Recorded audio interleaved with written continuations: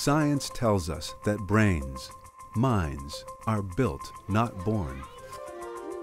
And at the center of this dynamic architecture are a set of skills called executive function and self-regulation.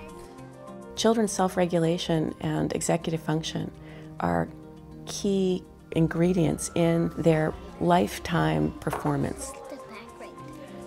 It's not just about learning language or learning numbers or learning colors. We have to be able to work effectively with others, with distractions, with multiple demands. These actually are skills that contribute to the productivity of the American workforce. What we mean by executive function, they say, yes, that's it. That's exactly, the problem. These kids, they can tell me these rules, but they can't actually use them. What is executive function? Probably the best way to think about it is sort of like an air traffic control system in the brain. Just like an air traffic control system has to manage lots of airplanes going on lots of runways and really exquisite timing and so on. A child has to manage a lot of information and avoid distractions. We really think of it as involving working memory and inhibitory control and mental flexibility. Take a situation where a child is having to take turns. So first of all, the child has to have inhibitory control. The child has to be able to stop whatever he or she is doing and let the other child take a turn. Cute. But when it's your turn again, you also have to remember. So that pulls on working memory. If the children who are taking the turns after you do something unpredictable, that requires mental flexibility.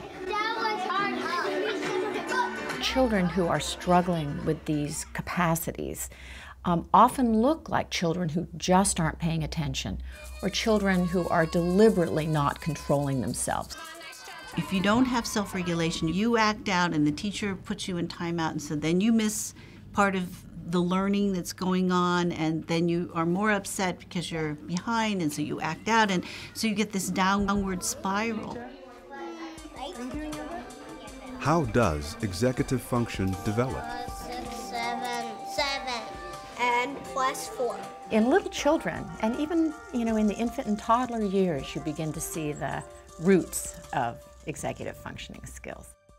What's going on in our brains is unbelievably intricate and complicated. The prefrontal cortex, or the front third of the brain, is important for executive function. But it's more than just prefrontal cortex. This region doesn't act alone.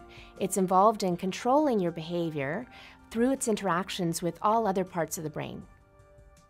Also, we believe that executive functions can be trained. It's just like going to the gym. So the more you practice in these areas, the stronger the capacity is likely to become, because you're hoping to strengthen those neural connections. 24. Slowly but surely, you're going to be able to step back, and that child's going to go into the world with these skills where they can get along with other people, change rules, and they can be flexible, and they can accomplish new things, and they're unafraid.